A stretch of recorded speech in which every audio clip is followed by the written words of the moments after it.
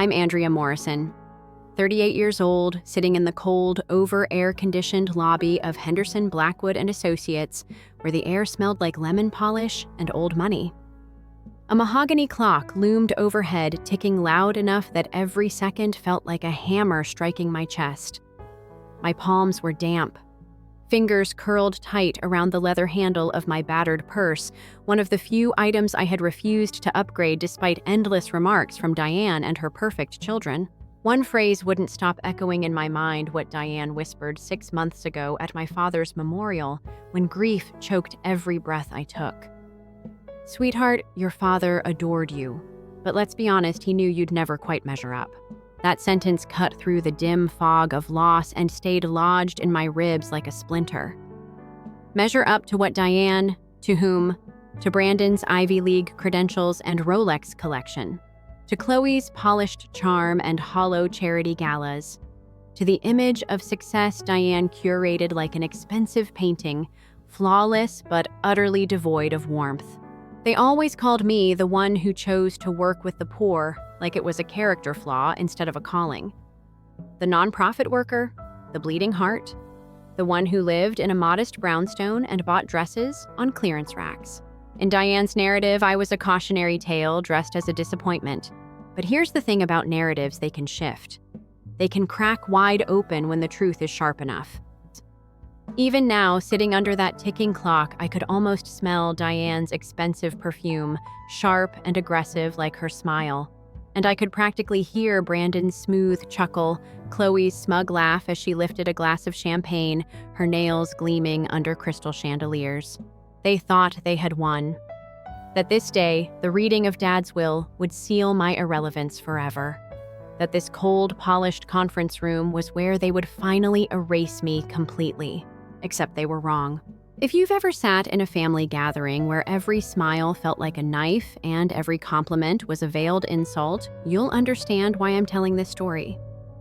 If you've ever felt like you were being measured by standards you didn't agree to stick around, what's coming next isn't just about inheritance, it's about reclaiming dignity, exposing lies, and torching the illusions that kept me small.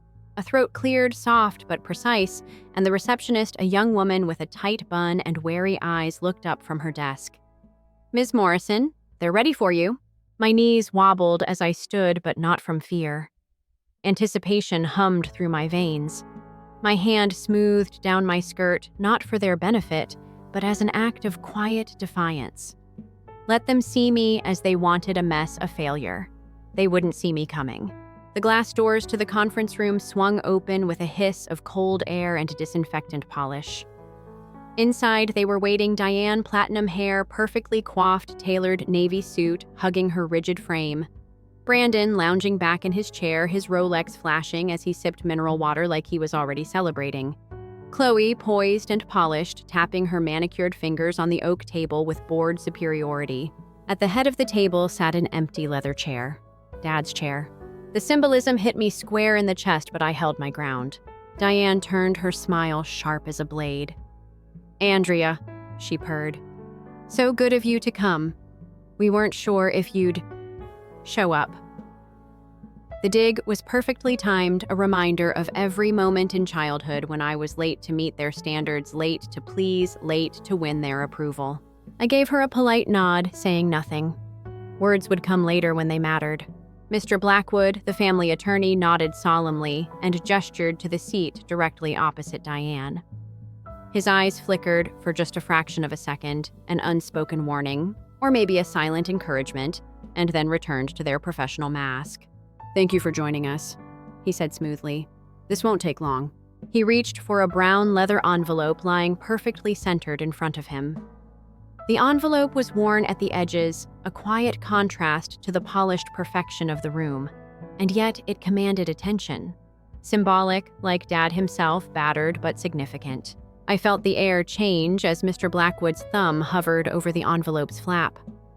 Diane leaned forward just slightly, her lips parted as if she could almost taste the victory she believed was coming.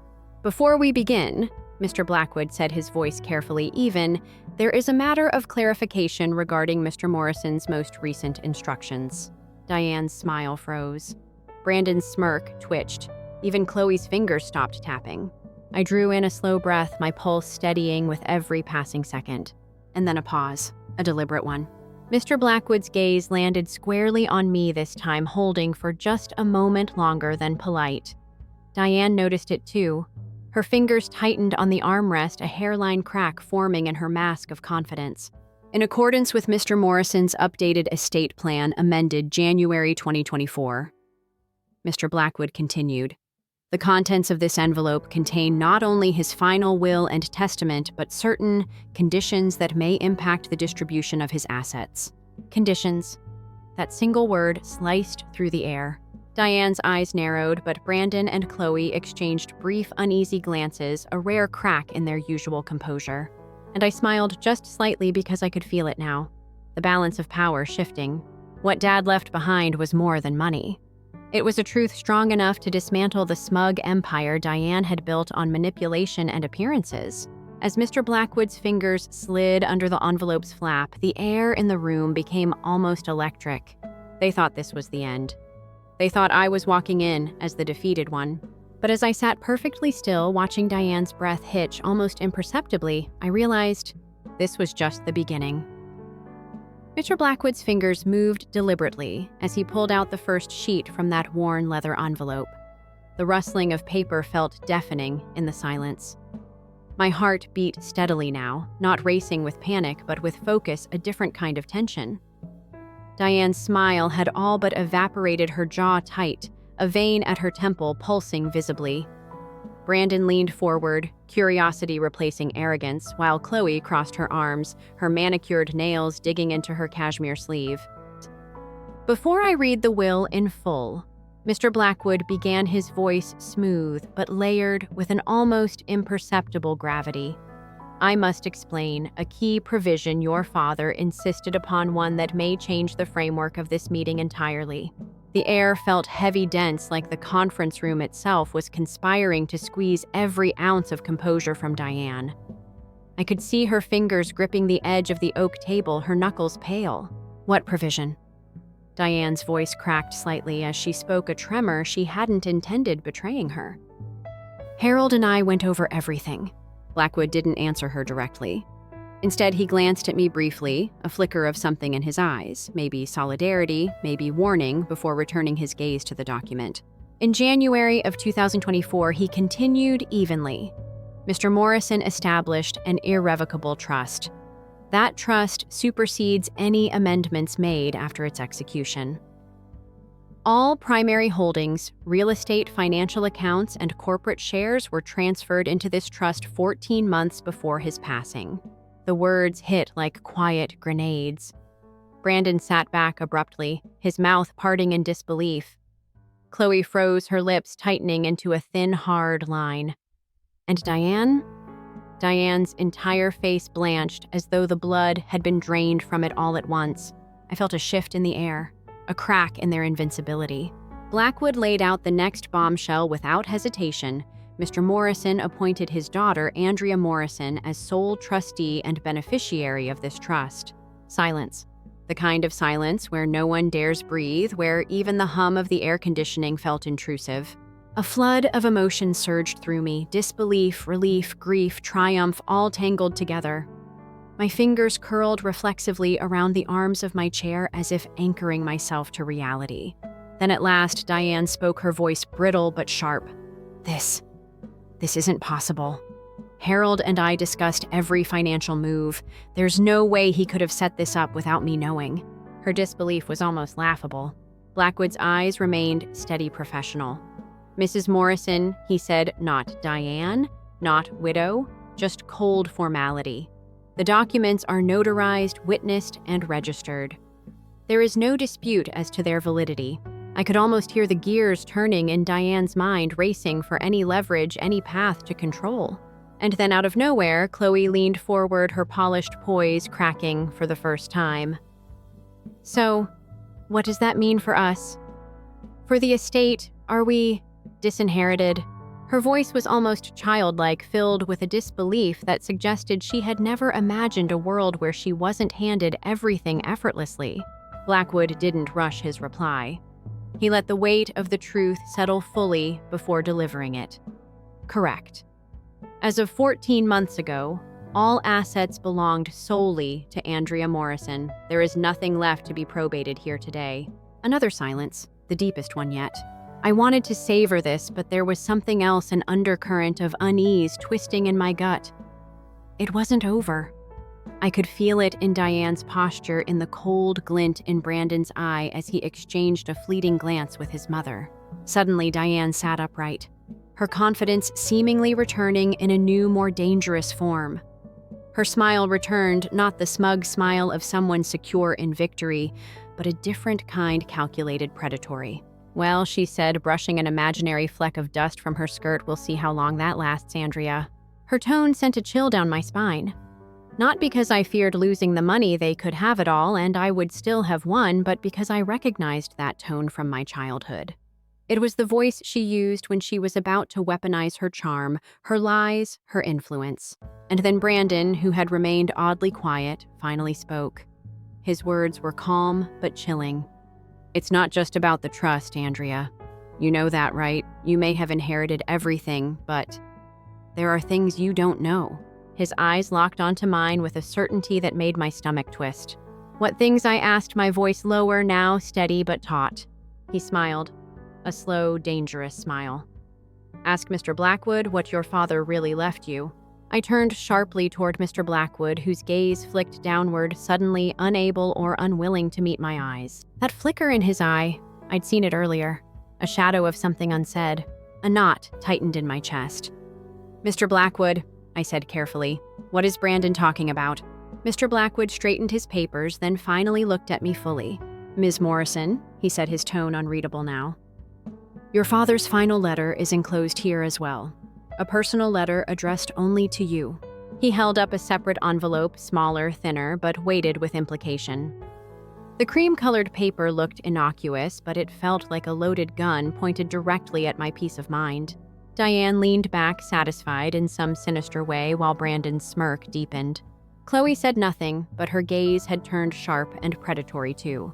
I swallowed hard. "A letter from Dad after everything." Mr. Blackwood pushed it gently across the polished table toward me. The room had shrunk, the air thickening as I reached for the envelope. My fingers trembled just slightly as I touched the flap. In that moment, I realized that this inheritance, this victory, might not be what I thought it was. And as I carefully tore the envelope open, a single thought screamed in my mind.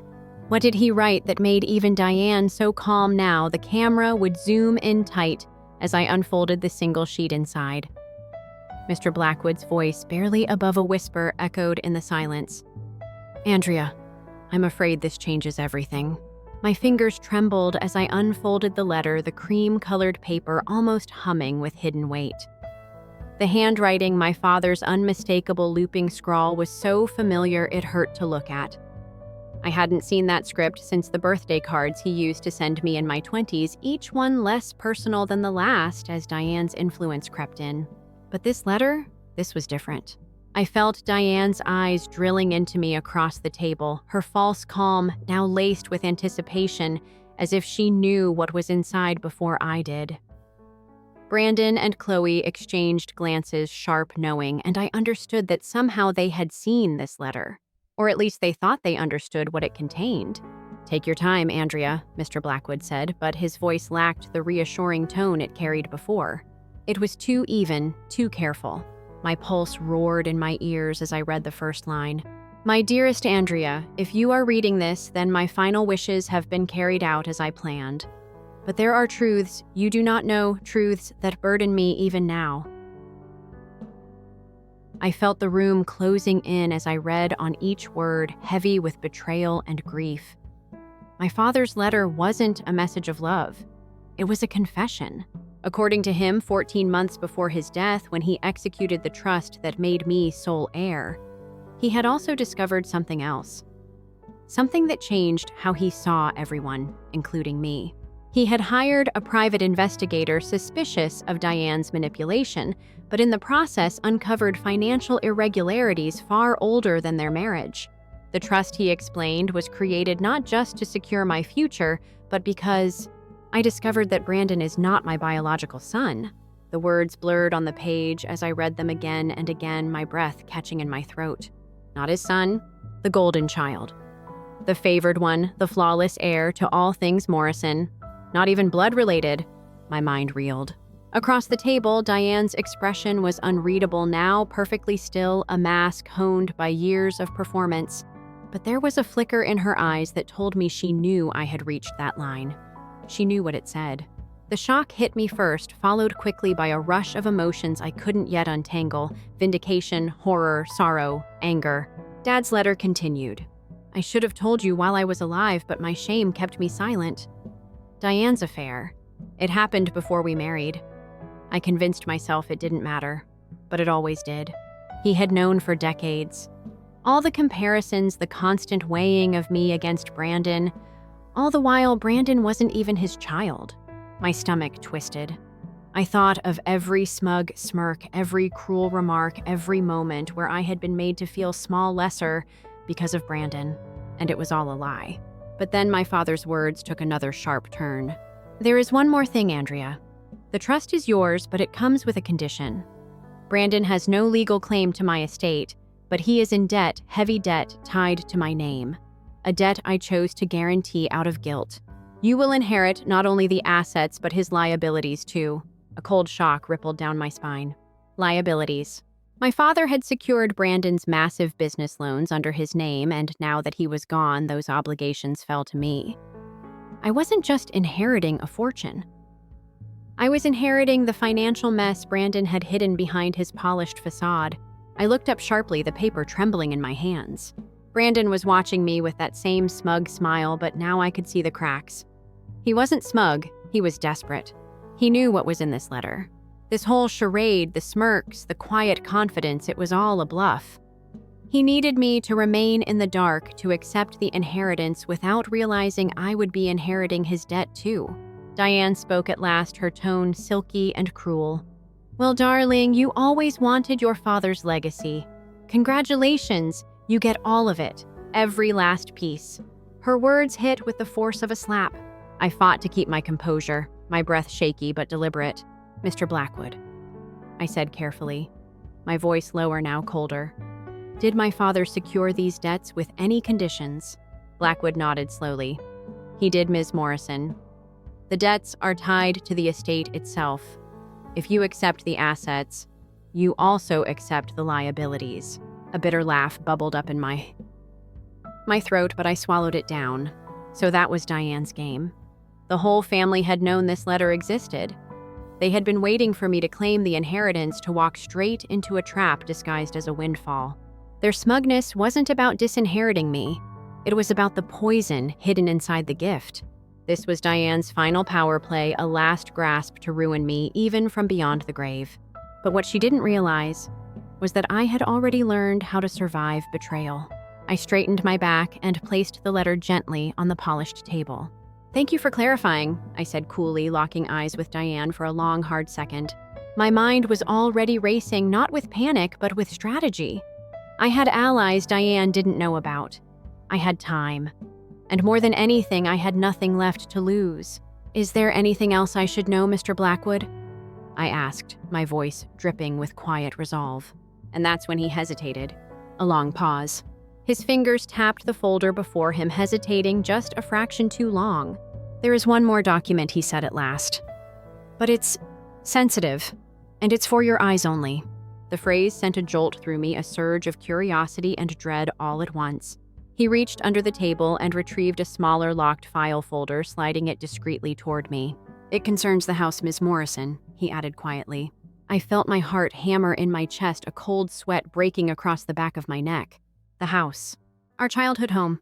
The place where so many of these wounds had been carved. Diane's expression shifted again, this time to something darker, almost frightened. Whatever was in that folder, it was the key to everything. I reached out slowly and froze my fingers, hovering just above it as Diane whispered across the table. You don't want to open that, Andrea. Her voice was soft now, but chilling like a snake's warning. The camera zooms in as my fingers close around the folder's edge, Diane's words still hanging in the air. My breath sharpens. In that instant, I know whatever's inside could change everything I thought I knew about my family. and myself. Cut to black.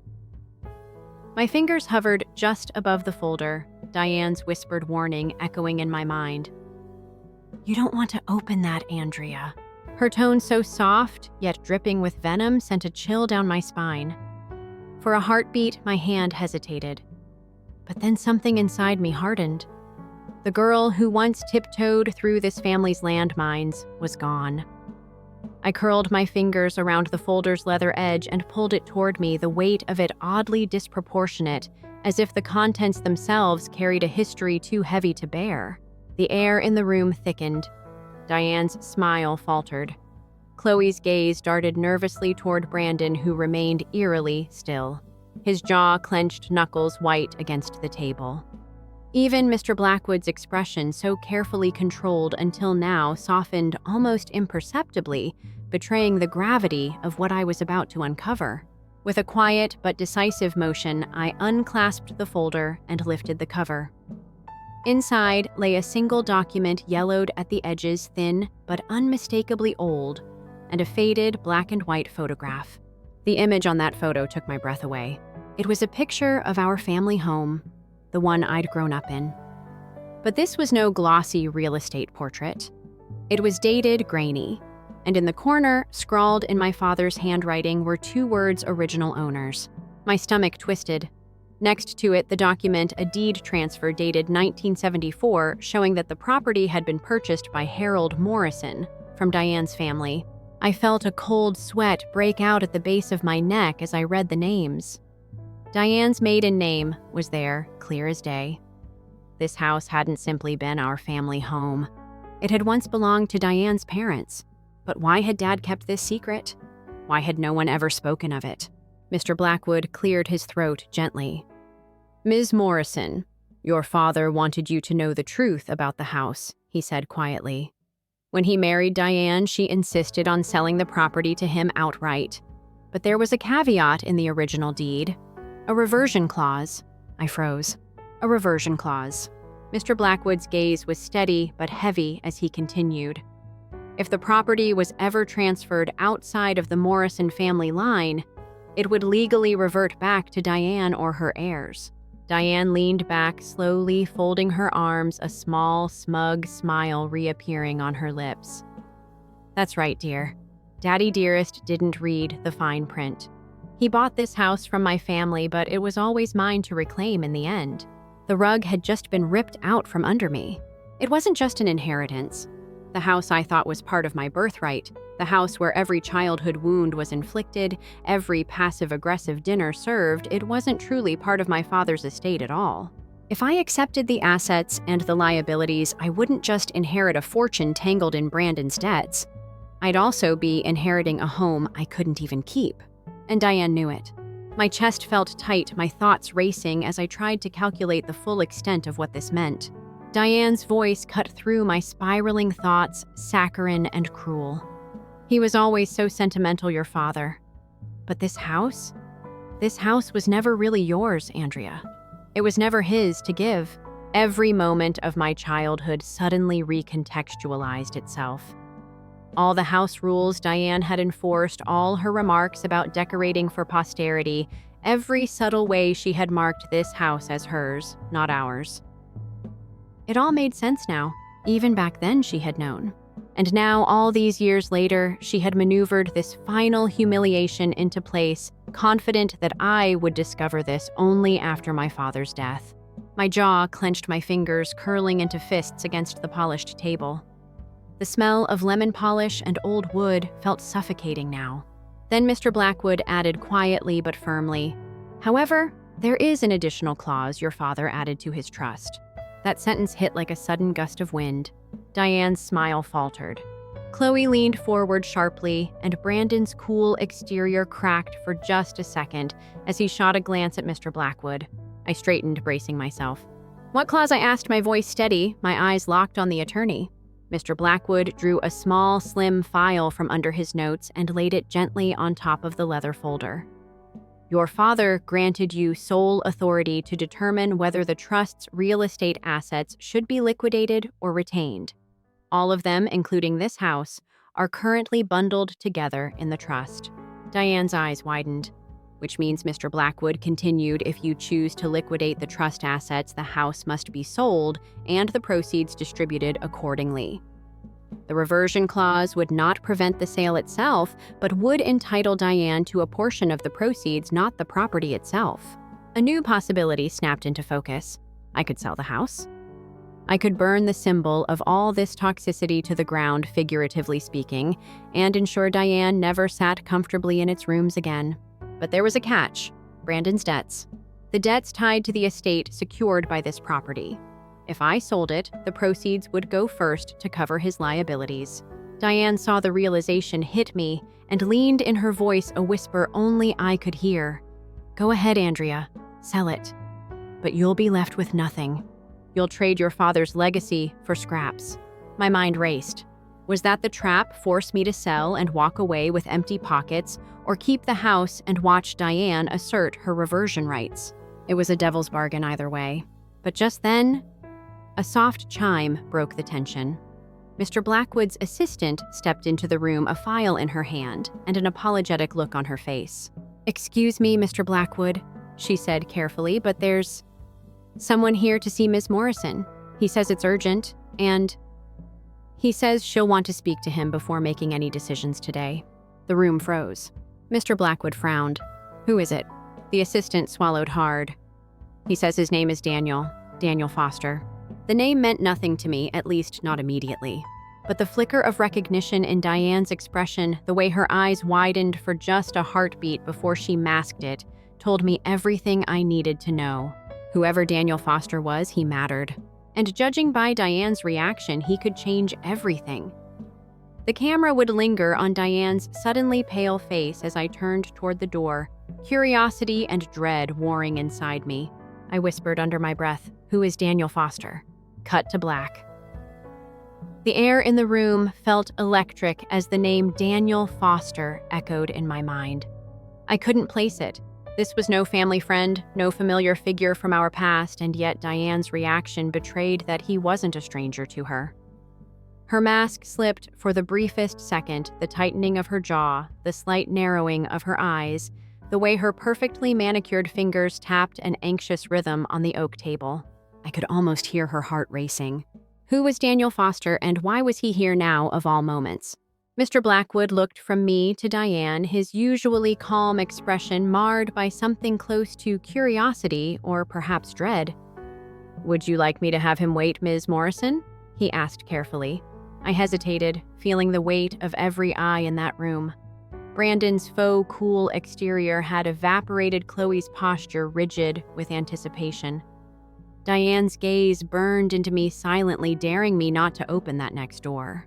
But that familiar, defiant part of me, the part that had kept me standing tall through years of their condescension, spoke louder than any of their silent warnings. "No," I said clearly. "Send him in." The assistant nodded and disappeared, the door closing softly behind her. The wait felt interminable, but in reality it was only seconds before it opened again, and in stepped a man I had never seen before.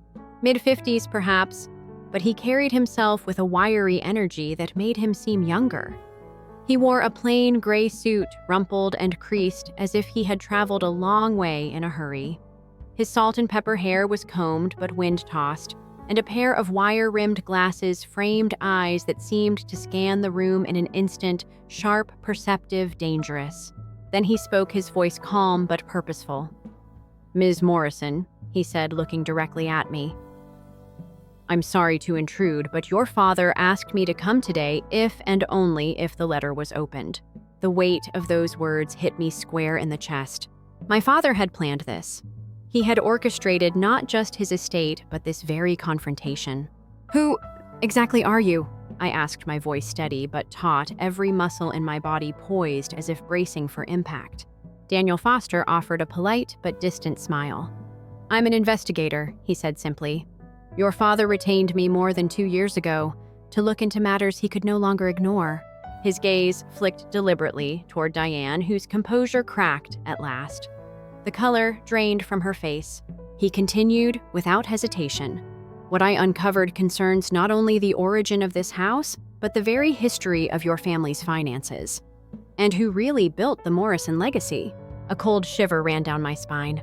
Diane suddenly spoke, her voice cutting and sharp but tinged with panic for the first time. "This is absurd. Harold was sick. He didn't know what he was doing near the end." But her protest only confirmed it. Daniel stepped forward, setting a slim, leather-bound dossier on the conference table with an almost surgical precision. The sound of it landing was louder than it should have been, a final punctuation in this surreal moment. "This," he said quietly, "is everything. Bank statements, property records, transactions stretching back over 40 years. His eyes met mine again, softer this time, almost apologetic. "Your father wanted you to understand what he didn't, that Diane had siphoned funds from Morrison Industries almost from the start of their marriage. That Brandon's trust fund, Chloe's education, even this house's renovations, all of it was financed by hidden transfers from the company behind Harold's back." I couldn't breathe. Decades of favoritism, decades of being held up as the lesser child. The disappointment when, in fact, they had lived a life built on stolen wealth. Daniel's words were deliberate, paced, and devastating. "Diane arranged offshore accounts, shell corporations. Your father trusted her completely, and she exploited that trust to build her empire." The silence in the room was deafening now. But then he added the final twist. "And one more thing. Ms. Morrison, Brandon's debts, the ones that are tied to your inheritance, they were manufactured." What I breathed. Daniel nodded grimly. "Brandon didn't just accumulate bad loans. Diane helped structure them. She convinced your father to guarantee them, knowing full well that when he died, those debts would crush whoever inherited the estate." My stomach turned. It wasn't just a mess, it was sabotage. A calculated strategy to ensure that even in death, my father's fortune would implode and that I would be the one holding the ruins. Across the table, Diane sat frozen, her mask finally shattered. Brandon's face was pale, his eyes darting wildly as he processed this unraveling web. And Chloe, always so composed, looked on the verge of tears, her world suddenly tilting in a way she hadn't expected. Daniel rested his hands gently on the leather dossier. "This evidence is yours, Ms. Morrison. It's enough not only to refuse the inheritance, but to pursue legal action, civil and criminal." His voice lowered just slightly, almost conspiratorial now. "But your father left you a choice. If you walk away now, no one will ever know. You can walk free, debt-free, but without the house, without the money, without the legacy." I stared down at the dossier, my heart racing, my mind spinning. Everything they had built, every story they told about who was worthy, who succeeded, who failed, was a lie. A house of cards, carefully constructed and now at last exposed. Diane's voice cracked again, desperate now. "Think carefully, Andrea. Do you really want to drag your own family through this? Do you want to be the one who destroys us publicly?" Her manipulation was as sharp as ever, but weak now, transparent. I could feel the power shifting entirely. I drew a slow breath, my fingers resting on the cover of that dossier. Behind Daniel Foster, Mr. Blackwood remained still, watching quietly, as though he too was waiting for the next move. I had a choice to make. But before I could speak, Daniel added one more bombshell. "Oh, and Diane, there's something you forgot." His voice was suddenly sharp, laced with quiet triumph. He pulled a second envelope from inside his jacket, small, discreet, and handed it to me. "This," he said, looking directly at Diane now, "is from your father's first wife, Andrea's mother." The room froze again. I felt my pulse quicken. My mother, who had died when I was just a child, had somehow left something behind. Something that Daniel now placed in my hands. I met Diane's eyes, and this time it was her who looked away first. The camera would focus on my hand as I slowly opened that second envelope, its contents still unknown. My breath caught as I whispered, "What did my mother know?" Cut to black. My hands trembled as I turned over the second envelope, its seal unbroken all these years. A letter from my mother, my real mother, the woman whose absence had shadowed my life like a void too vast to define, and yet whose presence I could still feel when I stood near her old books or caught a whiff of lavender soap. Daniel Foster watched me carefully, respectfully, saying nothing more. But Diane's entire posture had changed. Gone was the smug, composed matriarch who had spent decades controlling the narrative. Now she sat rigid in her chair, her gaze fixed on that envelope as if it might combust in my hands. "Open it," Brandon muttered under his breath, barely loud enough for anyone but me to hear. But his voice betrayed something ugly fear. He wanted to know what it contained almost as much as I did, but for very different reasons. I carefully broke the wax seal, the crack of it echoing in the heavy silence. Inside was a single handwritten page, neat and flowing in a script I barely remembered but recognized instinctively. My mother's words reached across time itself. "My darling Andrea, if you're reading this, then Harold has honored my last request. You deserve to know the truth, not just about him, but about this house and the woman who came after me." The words struck me like a blow. Diane's face paled further. I read on. "When I married your father, we bought this house together, and though we lived in it for only a short time before my illness, it was mine as much as his. But what he never knew, and what I never told him before I died, was that Diane was my closest friend, my maid of honor.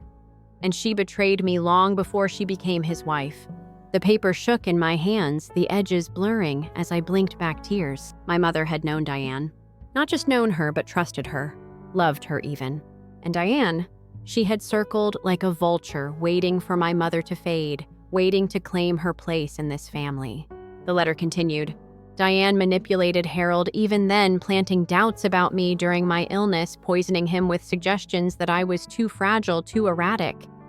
And after I passed, she stayed close, too close, until he remarried her barely a year later. A cold knot twisted in my stomach. This wasn't just betrayal. This was predation. A slow, deliberate usurpation of not just my father's affections, but my mother's life itself." And then came the final paragraph, scrawled quickly, as if written in urgency. "I made Harold promise to hold this letter in trust until the day he realized who Diane really was. If you hold it now, then you have proof not just of Diane's financial crimes, but of her manipulation from the very beginning.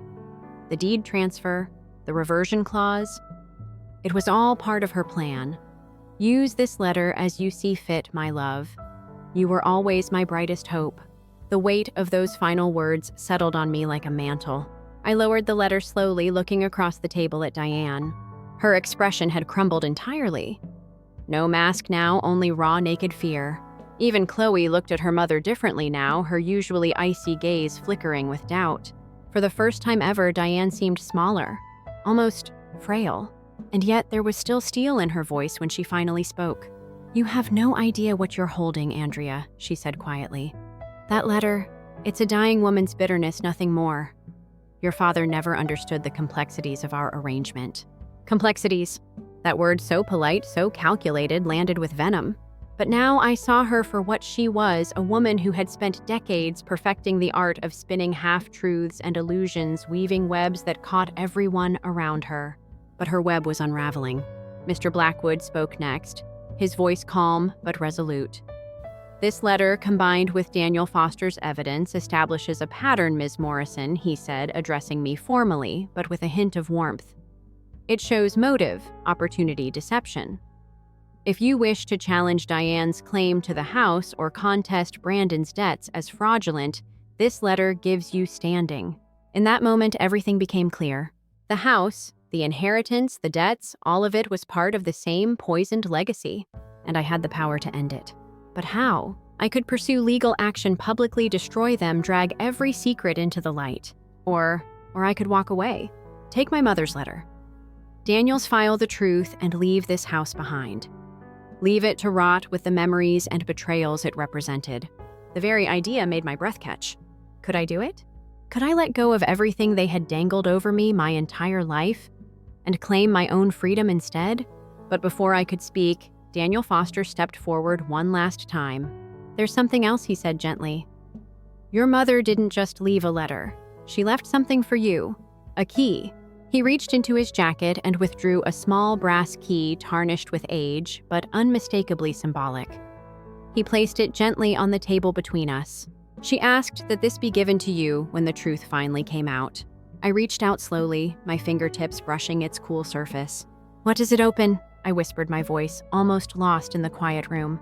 Daniel hesitated for a moment, then answered. "Her safe," he said quietly.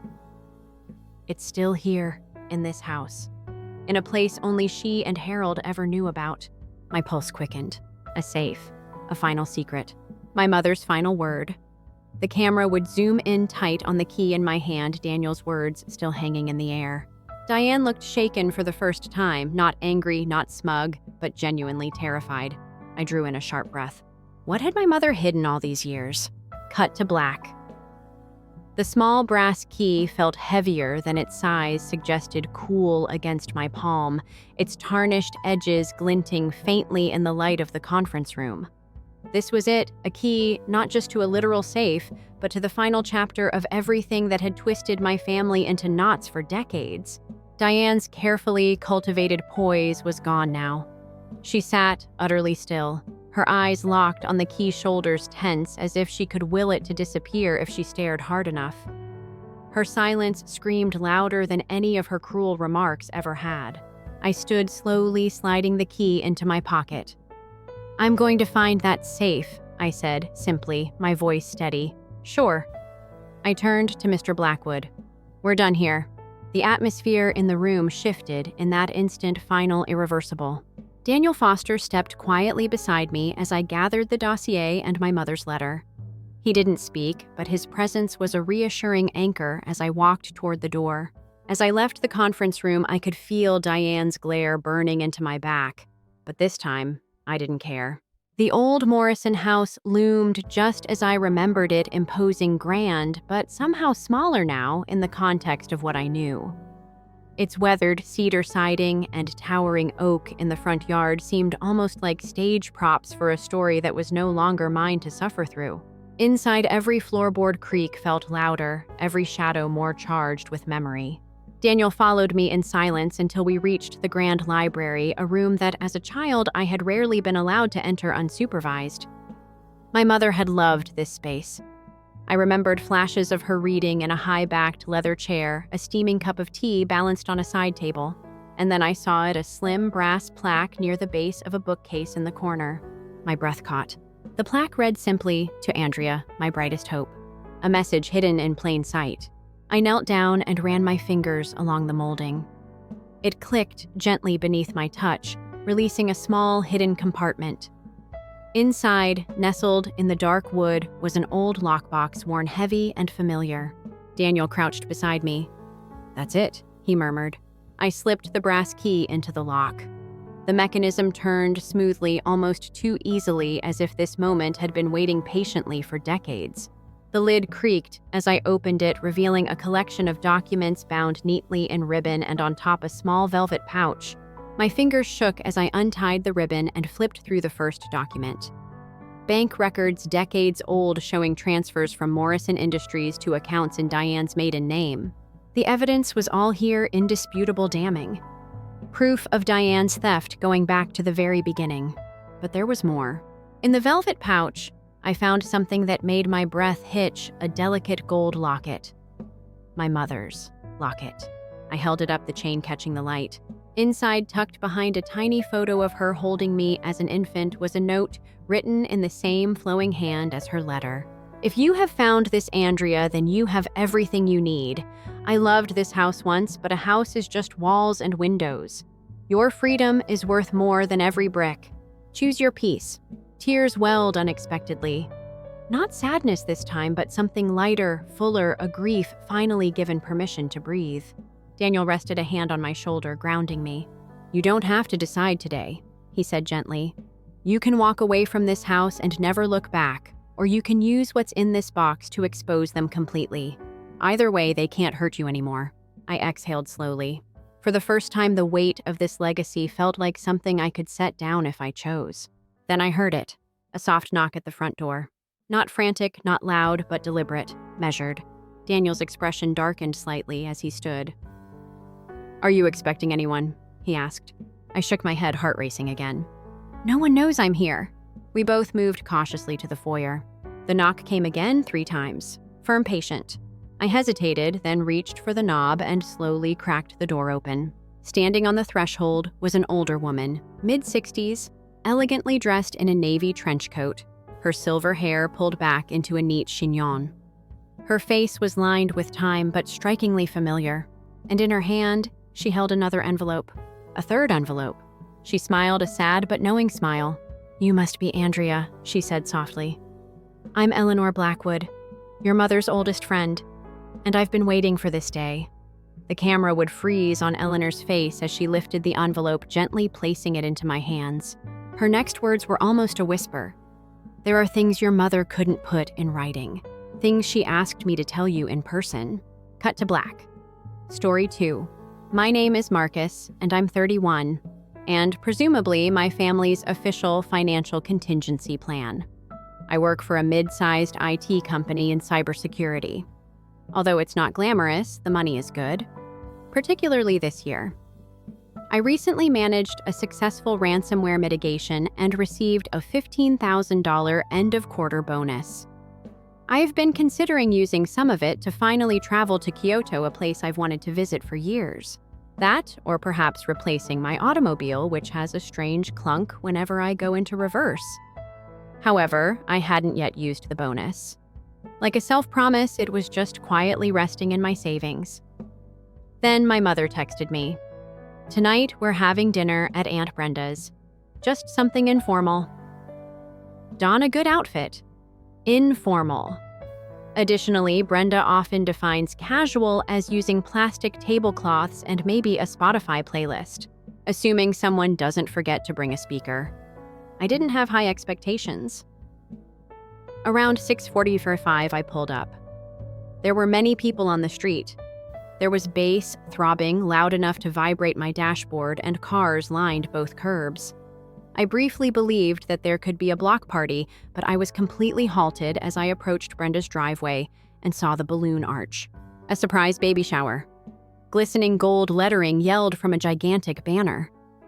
I blinked. Already there were people dancing and clutching red cups that I hardly recognized. Throwback songs from early 2003 were being played by a DJ. The weight of prepared food made folding tables moan. At least 90 persons must have been present. A few of them were my brother's co-workers. Some of them came from my mother's church. A beautifully built picture wall with the hashtag Baby Mikey coming soon at its center was even the backdrop for Instagram influencers shooting photos. Mikey Baby, the unborn son of my brother Brian. I went inside to see if someone could tell me what was going on. At last, I caught a glimpse of my mother standing like a suburban queen next to the buffet table. She gave me the impression that I was the last person to arrive to my own surprise celebration. "You're there." With a broad smile, she muttered something else. "Have you brought a present?" I responded. "I assumed this was just a casual dinner."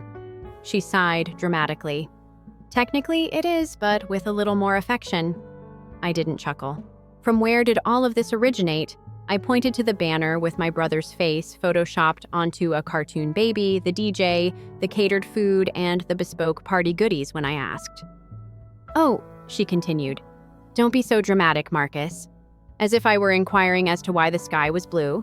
"It's for the family. You wouldn't want the first major celebration for your young nephew to be a letdown, would you?" She stated it in a way that made my skin crawl. I took a step back and looked at my phone. Launch the My Banking app.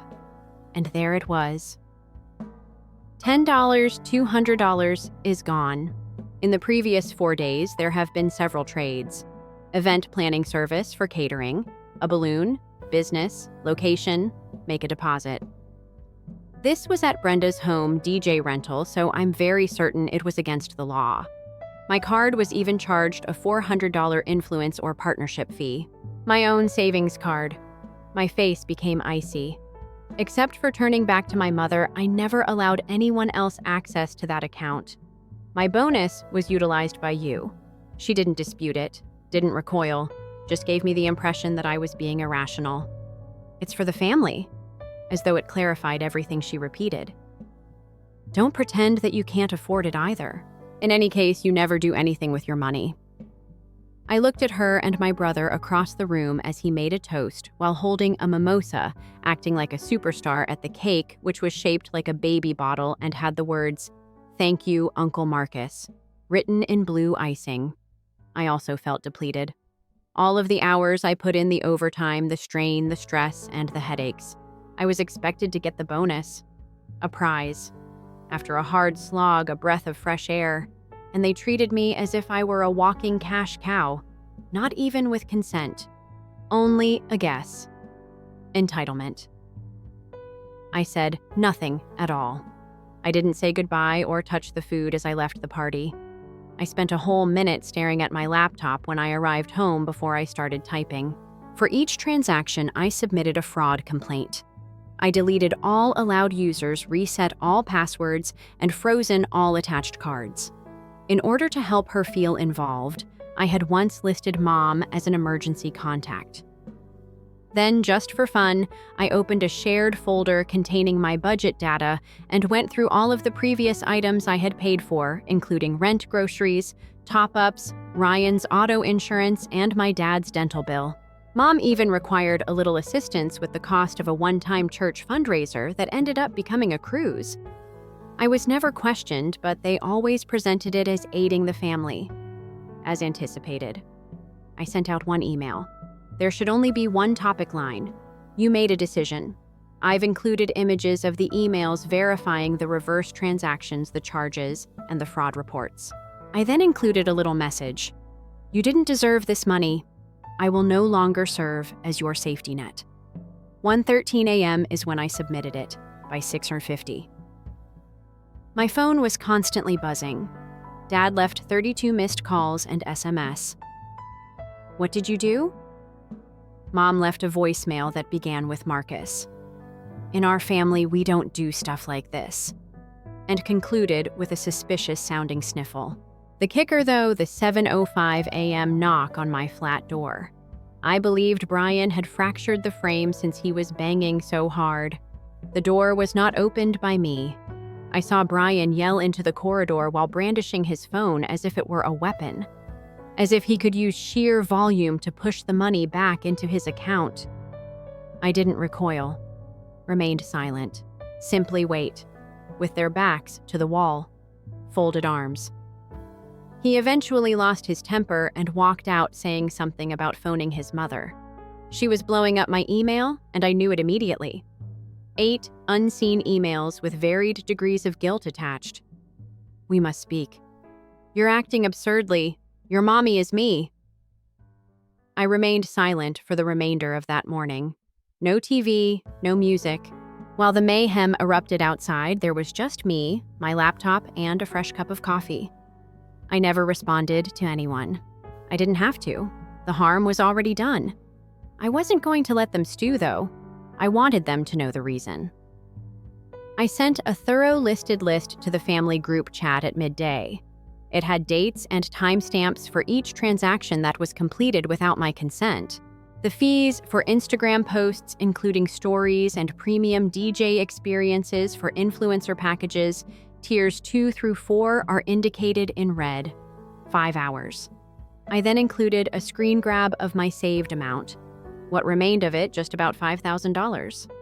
After months of grinding, it was all that was left. I mailed it with a brief message. You have a misunderstanding of who I am if you believe that this is appropriate conduct. This isn't a dialogue.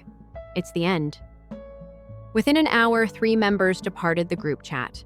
Brian didn't. He continued to leave voicemails, each one more pitiful than the one before. The first was upset.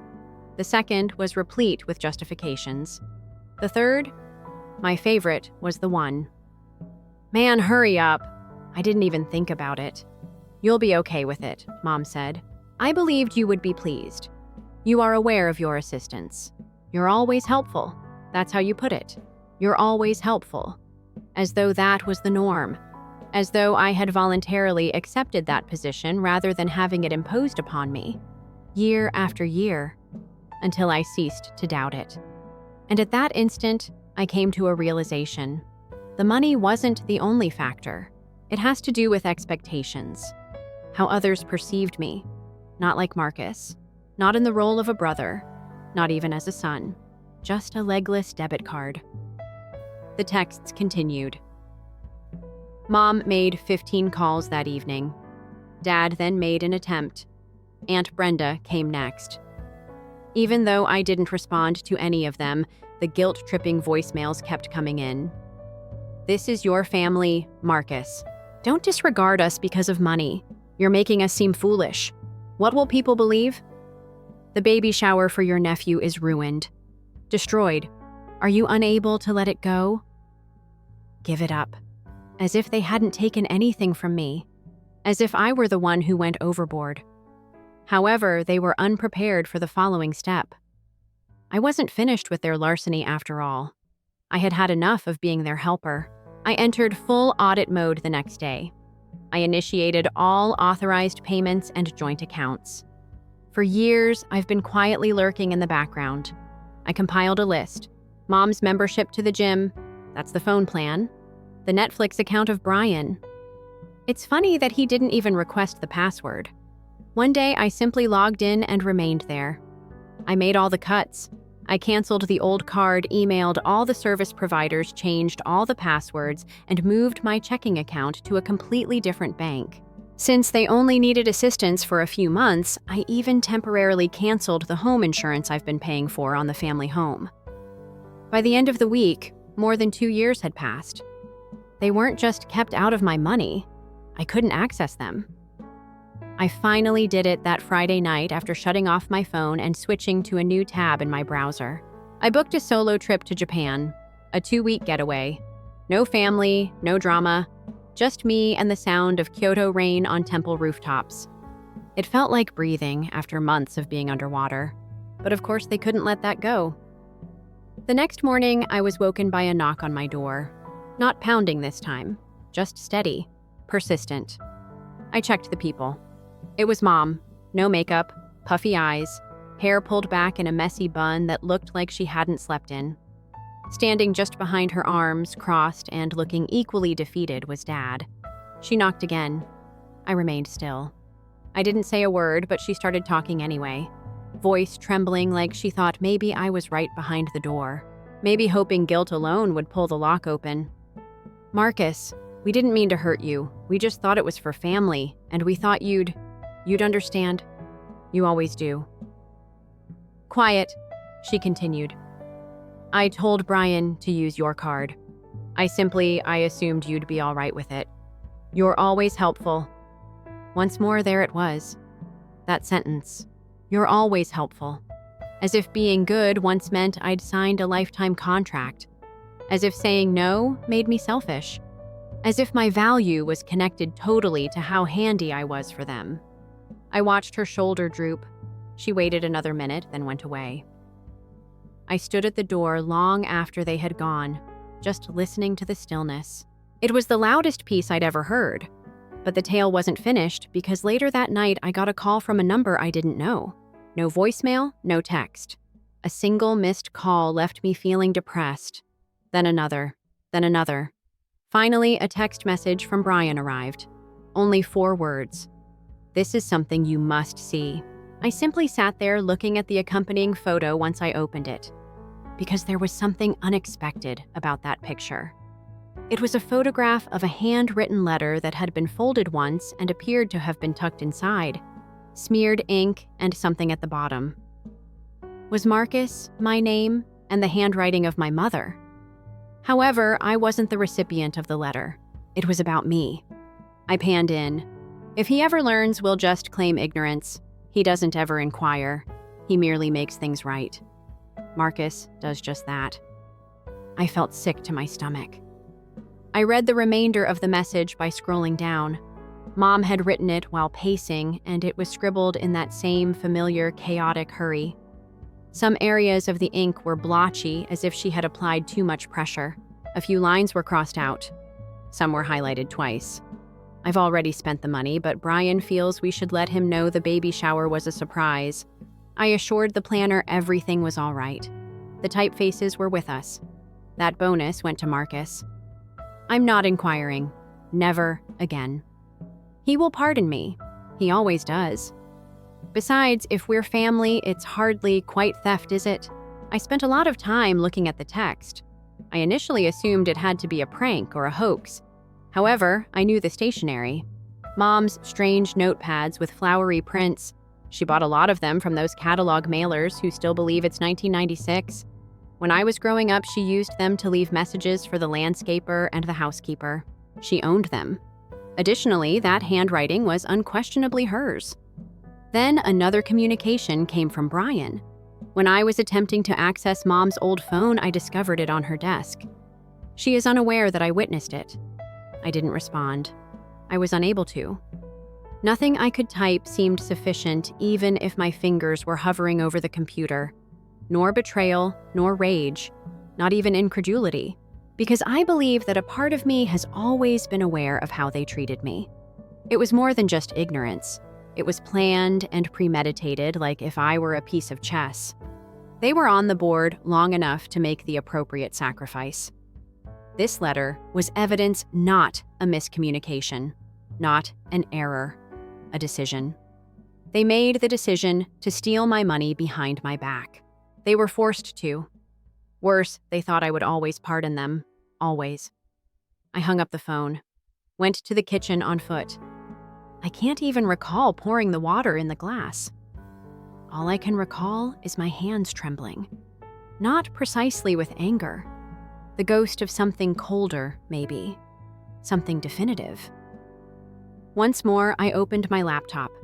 I had previously denied them entry. They were previously barred from my funds. Now, however, I had to prevent them from me now. I opened my email and began typing steadily, with the same clarity, but with caution. At work, I utilize it while creating incident reports.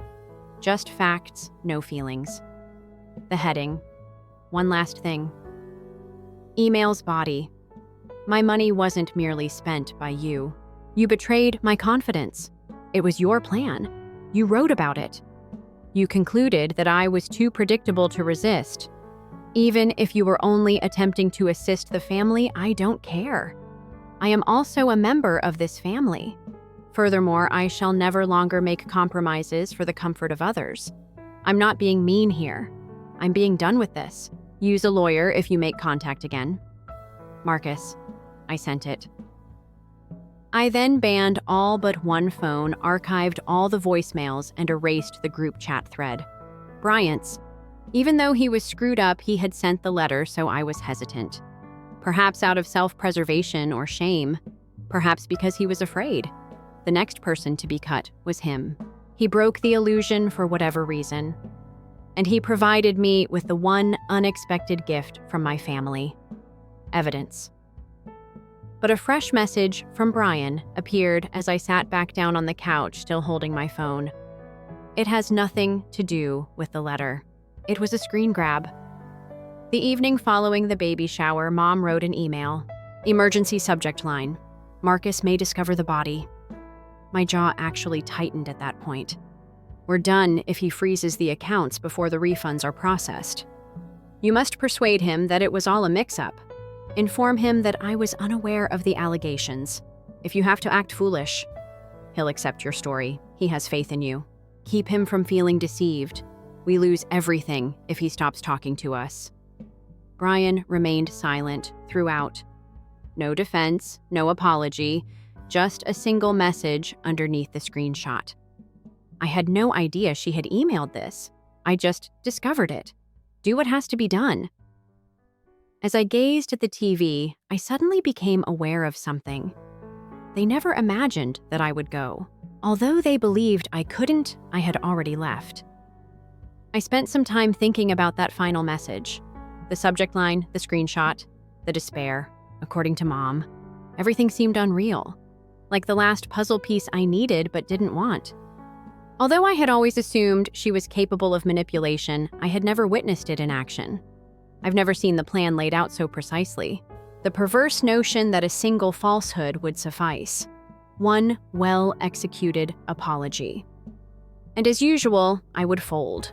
However, I wasn't folding this time. I was burning the entire playbook this time. Brian's message went unanswered. I didn't have to. He had fulfilled his obligation. Perhaps due to guilt. To rescue himself, perhaps. However, I wasn't repairing the dam when he broke it open. Instead, I printed the email and the letter he had sent earlier and emailed it to myself. I placed them in a personal records folder. I needed a reminder, tangible evidence that I wasn't dreaming, not because I intended to sue anyone, at least not just yet. That I wasn't going overboard. That I was betrayed by my family. It's one thing to walk away, but I wanted that certainty. Avoiding contact. The difficult aspect is that, particularly when they attempt to climb back in and fail to do so. The calls began primarily from Aunt Brenda, who tried the traditional method. Although I have no opinion, I simply want the family to resume its normal routine. I hardly spoke to my cousins until they texted me, saying things like, "We're worried about you," and "You know your mom only meant well," when checking in unexpectedly. The worst, though. A week later, the envelope arrived. No address for return. Mom's handwriting just has my name. There was a 4-page letter inside. It was a meandering muddle for the first 2 pages. Half emotional blackmail, half apology. She talked about how difficult it was to raise 2 sons on a limited budget, how I was always the quiet one, and the one who could be counted on, and how she didn't intend for things to get out of hand and only wanted to make the baby shower memorable. The phrase, "I stole from you," was never used by her. She never acknowledged lying. She constantly expressing her disappointment that I had allowed money to separate us. But it was sealed on page 3. "Marcus, we had no other option. You have a lot. Brian has also always had difficulties. I just reasoned that who would take care of this for him if we didn't?" The phrase. There was nothing we could do. For days, it kept repeating in my head, as though having more guys was a general law. I felt that I owed them, that I had to make up for Brian's errors, his indolence, and his conceit, that my success was only a means to their end, that I wasn't entitled to keep what I had achieved, and that I didn't deserve it. Her signature appeared at the bottom of page 4, which was blank, as though she felt it was sufficient to end the book. I didn't reply in writing. A few days later, I tore up the letter. I scheduled a session with a therapist. The first session was over, Zoom. The second was face-to-face. By the third, I was talking things that I had been holding within for years without even realizing it. How I was supposed to be the quiet person, the fixer, and the peacemaker. How Brian may be treated like a king or queen while failing uphill throughout his life. Even though I was the family's ATM in pants, my family somehow obscured, hijacked, or ignored every significant event in my adult life. It was my first promotion, my new flat, even when I was featured in a trade publication. "Oh, that's great," Mom used to say. Then began a 15-minute tirade about Brian's ex-girlfriend's attempts to prevent him from visiting his dog. I believe my family never viewed me as a person, and I voiced it out loud for the first time during that therapy session. Not even a twitch from the therapist. "That sounds really painful," she replied, just nodding. It was, but it also felt like a weight being lifted off my chest that I had been carrying since I was a youngster, although I was unaware of it, within the next weeks. I began taking back aspects of my life. 3 weeks after I formally reported the scam to my bank, the entire $10 or $200 was credited back to my account. Just in case, I also put up identity theft monitoring. I made sure all accounts were terminated or completely transferred by getting in touch with each service I had been handling for my parents. Even a new phone number was given to me. Although tiresome, it was worthwhile. At first, the silence that ensued seemed odd. I kept anticipating a call, a letter, or a knock on the door, but none of these things materialized. After a while, the stillness enveloped them like a cozy blanket. Not a lack, calm. I got a camera, started going out more, and took up photography again, something I hadn't done since college. I stopped looking through my previous group chats and stopped waiting for guilt to catch up with me. It didn't, or I didn't respond if it did. And I spent 2 whole weeks by myself before the trip to Kyoto eventually arrived. Early in the morning, when everything was still peaceful and misty, I went to shrines. I dined at ramen joints where no one recognized me. I spent hours doing nothing at all, strolling around gardens, taking pictures of cherry blossoms, and sitting next to koi ponds. No guilt trips, no demands, only me. And it was sufficient for the first time in my adult life. I went and looked over the pictures I had shot while sitting beneath a lantern-lit bridge on the final night. I was drawn to one, a straightforward picture of my reflection on the water. Blurry, off-center. However, something about it felt natural, as if I could finally see who I was. Not the wallet, not the trustworthy backup plan, nor the fixer. Only Marcus. 31 years old and self-sufficient. Complete. One final envelope was waiting for me when I arrived home. Mom wasn't the source of this. Brian sent it. No address for return. Only a folded note. And a picture. According to the message, I'm relocating. Received a job offer in another state. Wanted this for you. For what it's worth, I am aware that I am undeserving of anything. I apologize. And I'm grateful. It was taken at the baby shower. An unscripted photo of me standing close to the door. The instant I became aware of what was taking place. It was all in my face. Startle, perplexity. I was hurt. I couldn't even recall it being taken. However, there was one final statement scrawled in his handwriting on the back. You were worthy of better. I refrained from crying. I put the picture aside but didn't give him a call. Not as a recollection of treachery, to remind me why I will never return. Forgiveness does not imply forgetfulness. Boundaries are also not unkind. They're recovering. The decision was taken by my family, and I choose myself for once.